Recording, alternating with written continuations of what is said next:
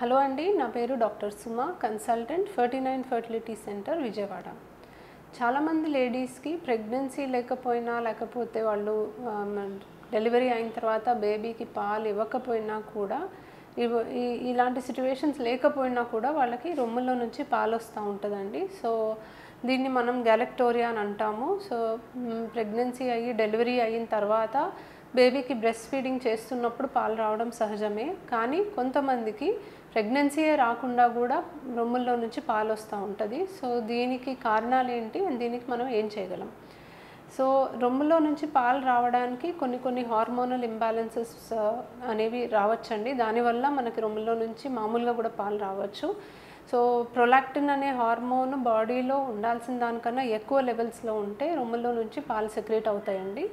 So hyper ప్రొలాక్టినీమియా మనకి blood test చేస్తే తెలిసిపోతుందండి. And ఈ బ్లడ్ టెస్ట్ ద్వారా వాళ్ళకి ఎంత లెవెల్స్ ఉన్నాయి అనే దాన్ని బట్టి వాళ్ళకి మెడిసిన్ ద్వారా ఈ ప్రొలాక్టిన్ లెవెల్స్ తగ్గించాలా, లేదా ఫర్దర్గా ఏమన్నా వర్కప్ చేయాలా, లైక్ ఎంఆర్ఐ బ్రెయిన్ లాంటివి చేయాలా. ఎందుకంటే బ్రెయిన్లో ఒక చిన్న ట్యూమర్ ఉన్నా కూడా మనకు ప్రొలాక్టిన్ లెవెల్స్ హై అవుతాయి అన్నమాట. సో ప్రొలాక్టిన్ హార్మోన్ లెవెల్స్ ఖచ్చితంగా యూజువలీ వీళ్ళకి టెస్ట్ చేయడం జరుగుతుంది. రెండోది థైరాయిడ్ మనకి ఉండాల్సిన రేంజ్లో లేకపోయినా హైపోథైరాయిడిజంలో కూడా ప్రొలాక్టిన్ లెవెల్స్ ఎలివేట్ అయ్యి మనకి రొమ్ములో నుంచి పాలు రావచ్చండి. సో ఖచ్చితంగా థైరాయిడ్ అండ్ ప్రొలాక్టిన్ లెవెల్స్ మనం టెస్ట్ చేస్తాము. ప్రొలాక్టిన్ ఎక్కువ ఉంటే దానికి తగ్గట్టుగా మెడికేషన్ వాడతాము. మరీ ఎక్కువ ఉంటే ఇమేజింగ్ చేసుకొని ఒకవేళ ఏదన్నా చిన్న ట్యూమర్ ఉంటే దానికి తగ్గట్టుగా సర్జరీ సజెస్ట్ చేస్తాము. థైరాయిడ్ హైపోథైరాయిడిజం ఉంటే ముందు హైపోథైరాయిడిజంని కరెక్ట్ చేయాలండి. థైరాయిడ్ని మనం కరెక్ట్ చేస్తే జస్ట్ థైరాయిడ్ హార్మోన్ రీప్లేస్మెంట్ చేస్తే థైరాయిడ్ నార్మల్ అయిన వెంటనే ప్రొలాక్టిన్ హార్మోన్ కూడా నార్మలైజ్ అయ్యి రొమ్ములో నుంచి పాలు రావడం అనేది ఆగిపోతుంది. రెండోది డ్రగ్ ఇండ్యూస్డ్ అండి. సో చాలా మందులు వాడటం వల్ల కూడా ఈ ప్రొలాక్టిన్ హార్మోన్ ఎలివేట్ అయ్యి మనకి రొమ్ములో నుంచి పాలు రావచ్చు.